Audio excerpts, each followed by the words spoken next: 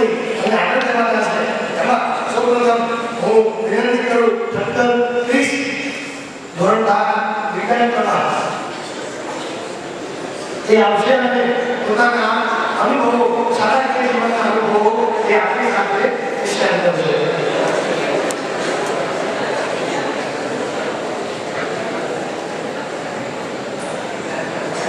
નમસ્તે. મંચ પર ઉપસ્થિત શાળાના ટ્રસ્ટીગણ જેમને નિષ્ઠાથી આપણી શાળા આગળના કામ તરફ આગળ વધી રહી છે એવા આપણા આચાર્યશ્રી, જેમના અથાગ પરિશ્રમને કારણે શાળાની ઉત્તરોત્તર પ્રગતિ થઈ છે એવા શાળાના શિક્ષકગણ અને આ સ્કૂલ રૂપી આપણા ચંદ્રની જેમ ચમકી રહેલા સંસ્કારના શિક્ષક સાથે શિક્ષણ મેળવી રહેલા વિદ્યાર્થી મિત્રો ને ભાવ સાથે નમન કરું છું. મિત્રો, આજે કોઈ લેક્ચર કે વક્તવ્ય રજૂ કરવા નથી આવ્યો, પરંતુ આજે દુઃખદ ઘડી વિદાયની વાત આપ સમક્ષ ઉપસ્થિત થયેલ છે. દુઃખદ ઘડી, દુઃખદ દિવસ, દુઃખદ છે આ મેથી. દુઃખદ દિવસ, દુઃખદ ઘડી, દુઃખદ છે આ મેથી. દુઃખદ છે વિદાયની ભાવ, દુઃખદ છે મનની મતી. વિદાય હંમેશા વસ્તી હોય છે. કોઈ દીકરો વિદેશ કમાવા જતો હોય, દીકરી સાસરે જતી હોય, કે કોઈ બે દીકરોની મિત્રતા તૂટતી હોય. એટલા માટે કહેવું હોય, અંત નથી આ રંગ છે વિદાય, અંત નથી આ રંગ છે વિદાય, ગીત નથી ગઝલ છે વિદાય, ગીત નથી ગઝલ છે વિદાય, દુઃખ નથી કસમ છે વિદાય, દુઃખ નથી કસમ છે વિદાય, આ તો કરમ છે વિદાય. બની શકે કે ધોરણ 10 ના વિદ્યાર્થીઓ આગળના અભ્યાસ માટે અહીં આવશે, પરંતુ ધોરણ 12 ના વિદ્યાર્થીઓ ફરી પાછા આવવાના નથી. તેથી અમારી તો આ વિદાય ખરેખર એક પર્વ જેવી છે.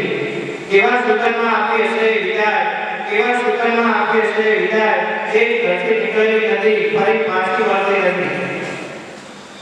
અમે આ સંસ્થા, શિક્ષકો અને સંચાલકોના આગેવાનો જોડી રહીશું. અમારા સંસ્કાર, નવા વિચારોનું સિંચન અમારા ગુરુજનોએ કરેલું. જીવન જીવવાનું ભાથું ગુરુઓએ પૂરું પાડ્યું. જીવન કેવું છે એના કરતાં કેવું હોવું જોઈએ એ આચાર્યશ્રી પાસેથી અમને જાણવા મળ્યું છે. તેથી તો કોઈ કવિએ કહે છે, આંખોમાં પાણી છે, હોઠમાં હાસ્ય છે, આજની વિદાયમાં ચોક્કસ રચે છે. આંખોમાં પાણી છે અને હોઠમાં હાસ્ય છે, આજની વિદાયમાં ચોક્કસ રચે છે.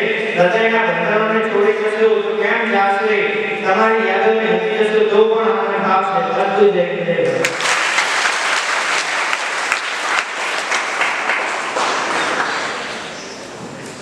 આભાર. ક્રિસ એને શાળાકીય જીવન પૂરું કરીને જાય છે એટલે કદાચ વિદાય કહે છે, પણ અમે હજી એમ જ કહીએ છીએ કે આ શુભેચ્છા સમારોહ છે, આ વિદાય સમારંભ નથી. તમે બધા જ તમારા હૃદયમાં આ જીવન લેવાના છો, પણ છૂટા પડવું ને એ તો મિલનની પૂર્વ શરત છે. જ્યાં મિલન થાય છે એની પૂર્વ શરત છે એ છૂટા પડવાનું છે. એટલે વિદાય નથી. આપ સૌ મારા હૃદયમાં